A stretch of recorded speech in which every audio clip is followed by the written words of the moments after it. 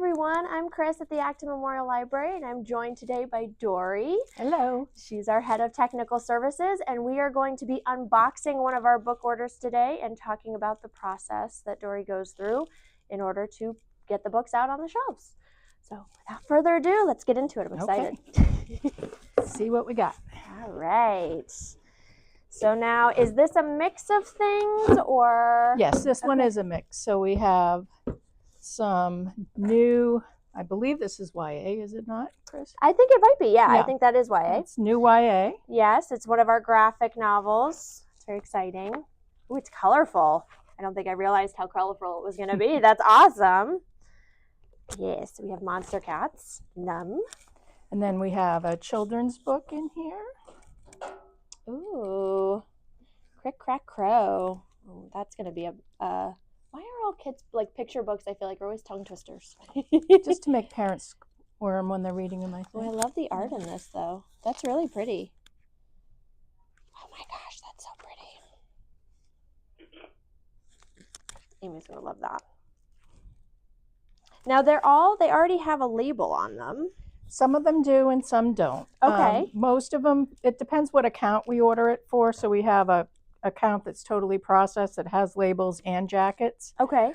If we're buying for the Citizens branch, we usually do just jackets, no labels. Okay.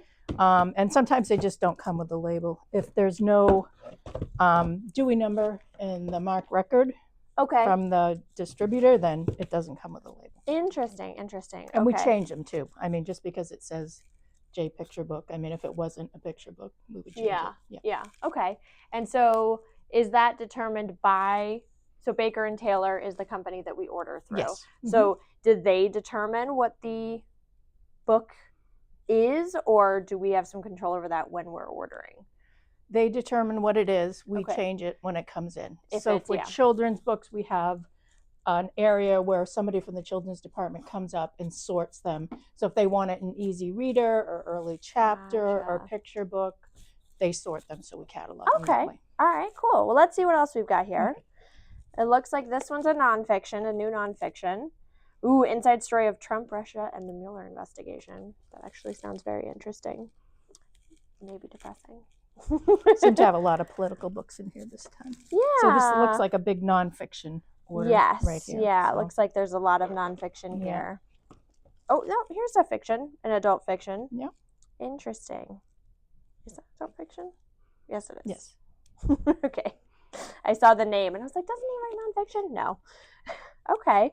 So now so obviously this is from multiple people ordering. So when orders come in, do you just put them all in as one big order, or do you order separate carts and they just happen to come in at the same time? How does that work? Baker and Taylor mixes carts. So if you make a cart, Heather makes a cart, I make a cart, they just, whatever's available, they pick it off the shelf, they ship it off to us as soon as possible. Okay. So we get mixed carts. Interesting. And what do you order? Like, I know I order YA, and Amy and Rachel order for kids. And Robert. And Robert. Yep. Okay. And then what do you order? I order adult fiction. I also order the speed reads. I order adult graphic novels. Okay. Yep. All right. Yeah, so you do a lot of ordering. And I order for the branch too. Yes. And you order for the branch. Yep. Awesome. And do you ever look at, like, when you're ordering for the branch, do you ever look at, like, what I'm ordering or what Heather's ordering or what Children's is ordering in order to determine what you're going to order for West Acton? Actually, Robert orders children's for the branch. Oh, okay. So, but I order nonfiction and fiction for the branch, and DVDs. Yeah.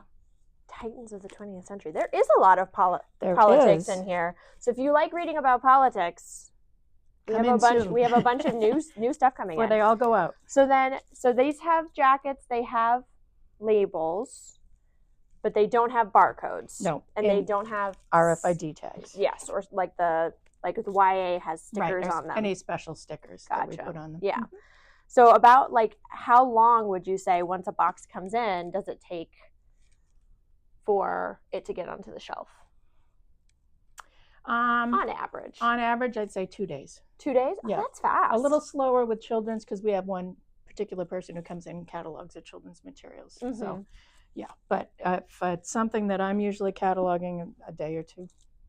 That's fast. Yeah. Yeah. Well, we don't have a backlog. Yeah. So we don't have stuff sitting around. Dory's very quick. Ask for something and it just happens. It's like magic, but it's not magic because it's Dory. A lot of it's a lot of work. The library can't run without you. Probably could, but yeah. No. Tech services is like the backbone. I know. You wouldn't have any new stuff. So you wouldn't have anything new. There's a lot about politics, but also like there's a lot of references to like Nazi Germany, which is interesting. And I will say that one of the reasons for that is that when we build carts, like Heather builds the nonfiction carts, she builds them as separate sections of the collection so that I can track it for the budget as separate sections. So this is like, probably, you can see there's a bunch of biography there. Yes. And then maybe the 900s. Yeah, it looks so we have a separate section for 900s, 300s, biography, and then just general adult nonfiction. Okay, gotcha. That makes sense. Yeah. That makes sense. All right. And then so obviously stuff is coming in. We have limited stuff going out. So what's the weeding process like for nonfiction? Like, what is that to take stuff off the shelf? Yeah, well, it comes off all of these are going to go to the new section. It comes off the new section after 6 months, goes into the regular stacks. After that, as time permits, we just run weeding reports and go in and pull the older stuff. Gotcha. So we have room for the newer stuff. Gotcha. And then, of course, like very popular, older stuff stays, classics stay. In fiction, I try to keep series together in fiction and mystery. We have our Trump bio.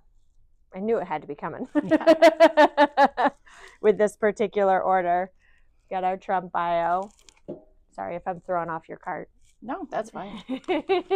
Yeah, and then so how often, like, do packages come in like every day or? We multiple times a week.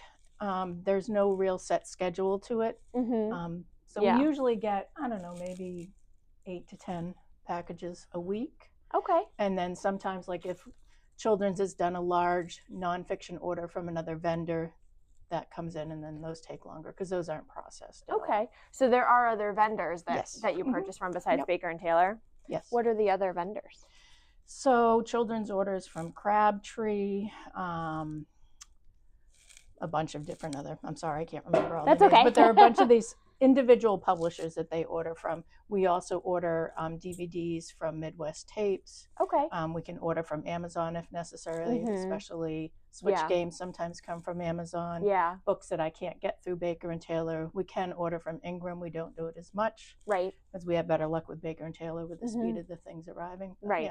Yeah, because I did hear from some of the people I know who work in other libraries that Ingram is like, it's been very slow lately. They've had like a warehouse issue or something, so it can take. Have you ever had that experience where something you ordered, besides obviously it wasn't published yet, but something that you've ordered has taken weeks and weeks and weeks to get in? Not here so much, and not right now. Okay. But a few years ago, things were much slower. Yeah, so in the middle of the pandemic, and even after the pandemic, for a long time, shipping was horrible. Yeah, I'm sure. All right.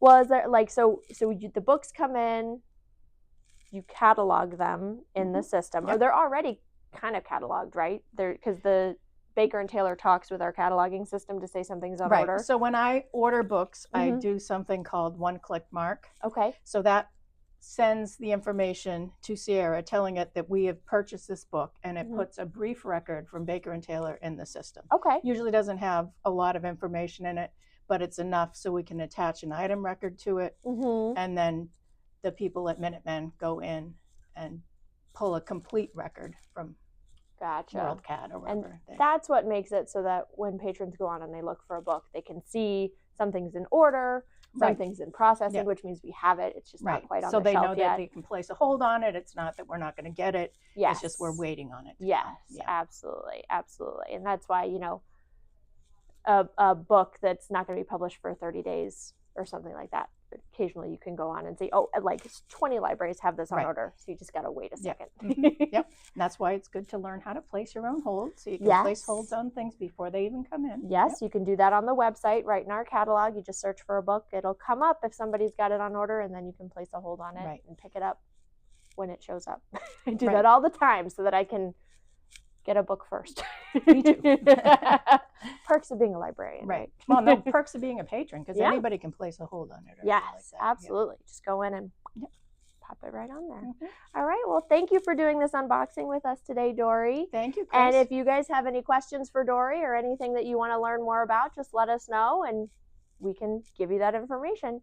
Thank you, guys. Bye. Bye.